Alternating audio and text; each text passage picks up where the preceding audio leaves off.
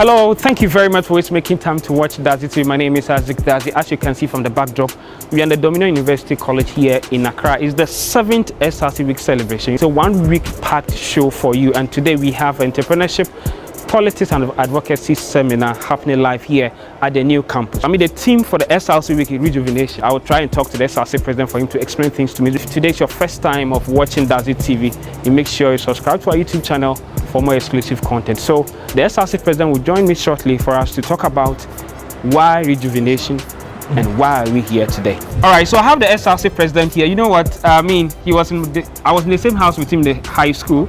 Let me say he's my junior, but now you can see that he's taller than me. All right, so welcome to DADZIE TV. Thank you. All right, why rejuvenation? Tell us something about the SRC week and why that name, but not any other name. Okay, so we will go into details of, in fact, the word rejuvenation. Okay. So rejuvenation is like a process of giving more energy to someone. Maybe the person has lost hope, the person is in despair or something. You just give the person that hope. And so as 7th SRC week, we've gone through a process before the SRC week by moving from an old location to a new place. With so doing, then we are putting into the minds of the students that Dominion University is not just going down, but we are rising. So a new energy, new things to just improve the school. Yes. Theme for this afternoon seminar, the entrepreneurship, politics and advocacy seminar. Why that topic? Well, so why even choosing politics, entrepreneurship, and then advocacy? I think now in our world, that is what we are seeing. Okay. You can't do away with politics. Right. You can't do away with entrepreneurship, and you can't do away with advocacy, in a sense that some people would say that for me, I'm not into student politics, I'm not into national politics, and so why should I be involved in politics? But I always tell them that so far as you're in your homes, you make a decision in your house, then definitely you are one way or the other doing politics by deciding what to do. So it runs through. So we want those who are into the industry, that's in politics, to tell us what it is, what it takes, and all that, how to put integrity and all that, and then do what they are doing. So that's with the politics. Entrepreneurship, we are not waiting to go out there and be crying on government for jobs and all other things. No, we want people to teach us what to do. So we are bringing these personnel in to help us change our mindset on how we do some things. And yes, the last thing I would say is, you ask your favorite counselor, why is he here? I think Ghanaians are going through... He speaks wisdom. That counselor, I love him. Yeah. I want to listen to him today. Yeah, Ghanaians don't take much details with the psychological aspects of individuals, but I think it plays a role in order to improve in life. And so bringing him on board is to give us insight, some things that we are doing which is wrong, some things that we are doing we can improve on. So that's why, in fact, we brought him in. You know what, you're going to talk to some few students to find out from them how they are preparing for this spectacular and wonderful seminar. I'm expecting knowledge. Okay. Because as they say, knowledge is power. All right. So for me to be here, I really need the learning, and it's also free. Okay. So you see, with the free knowledge, we can gain a lot. I think I'll be getting more information on the things happening in politics. Okay. Yeah. And entrepreneurship. Okay.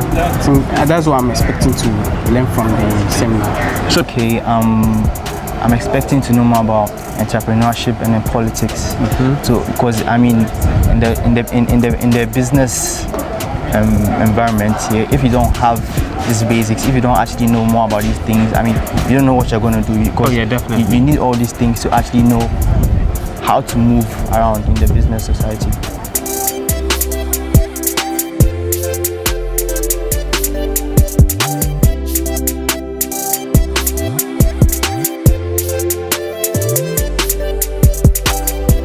Making it here, and I like to congratulate people that I find in rooms like this, for the reason that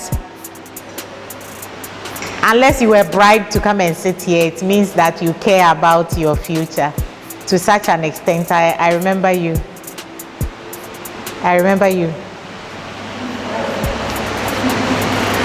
It is you I'm talking to. I don't remember your name, but I remember you. He's your mate, right? You don't remember me. That's very serious.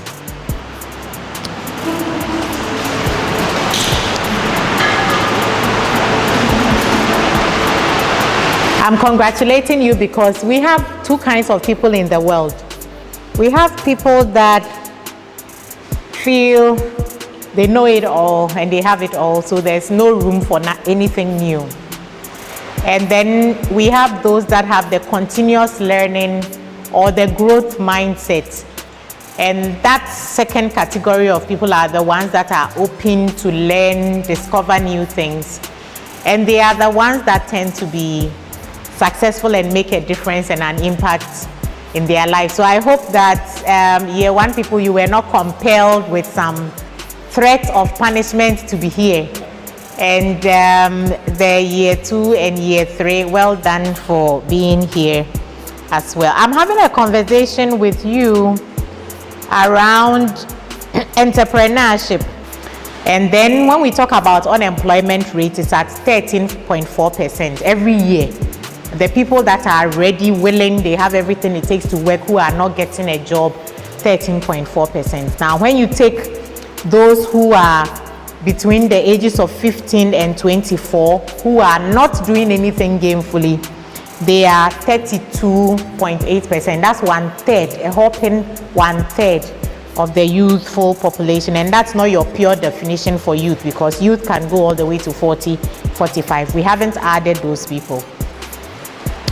Now, when you take the graduation rate, at any point in time, we have around 500,000 students in Ghana that are at the tertiary level, polytechnics, teacher training, universities, and we have roughly 100, 110 to 150,000 that will graduate every year.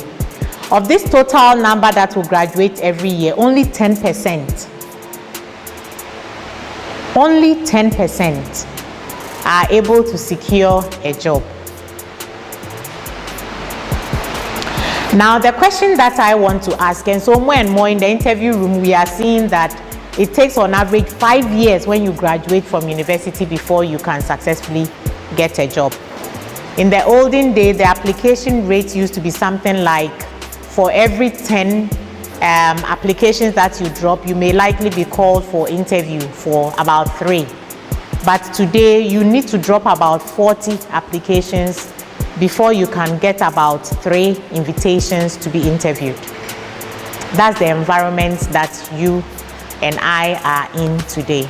Access in the workplace, we have changes happening because there is response in the workplace to these needs. The question, when you have heard all that I've said, is, should you work for your own business or should you work as an employee in somebody else's business? Hello? Should you be working for yourself in your own business, or should you be working in another person's business? Or should you do both? What they call the side hustle. Where sometimes you are working for farm milk and you take farm milk's packaging material and you go and make your own ice cream and you are selling.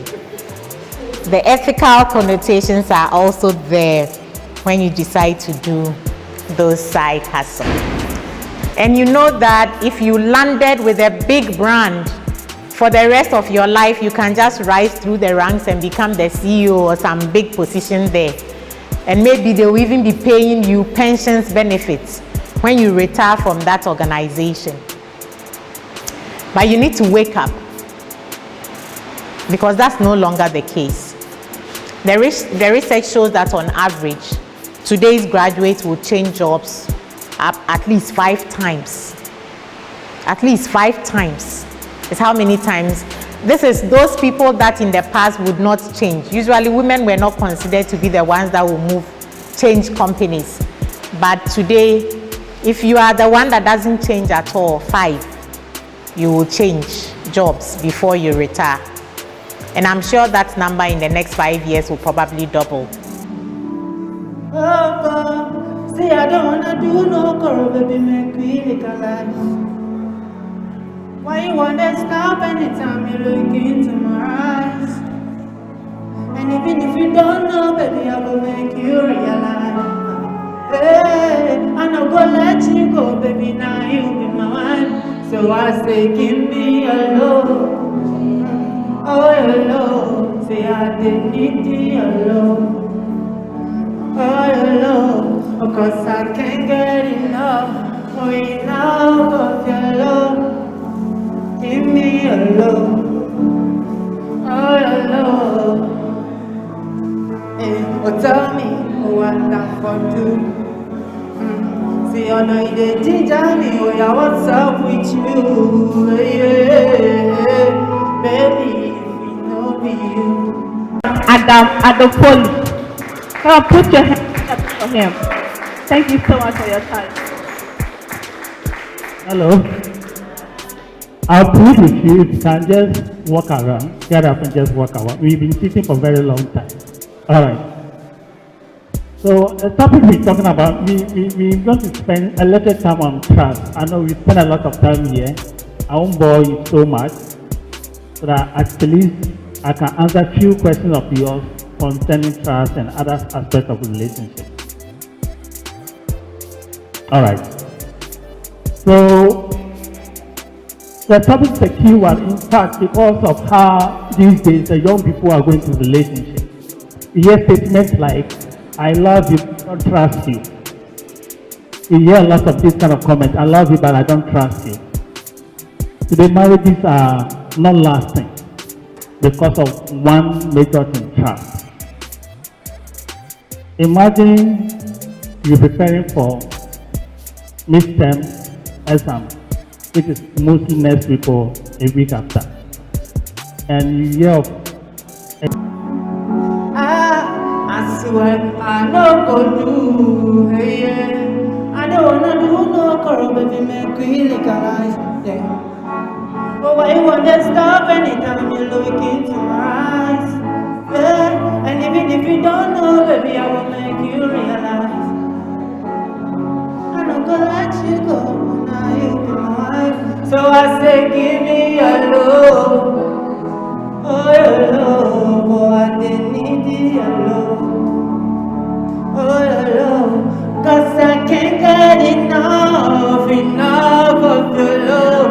Oh, enough of your love. Oh, enough of your love. See, I don't wanna do no girl, baby, make me legalize. Oh, why you wanna stop anytime you look into my eyes? And even if you don't know, baby, I will make you realize. Hey, I'm not gonna let you go, baby, now you be my wife. Oh, I said, give me your love. Oh, I don't need your love.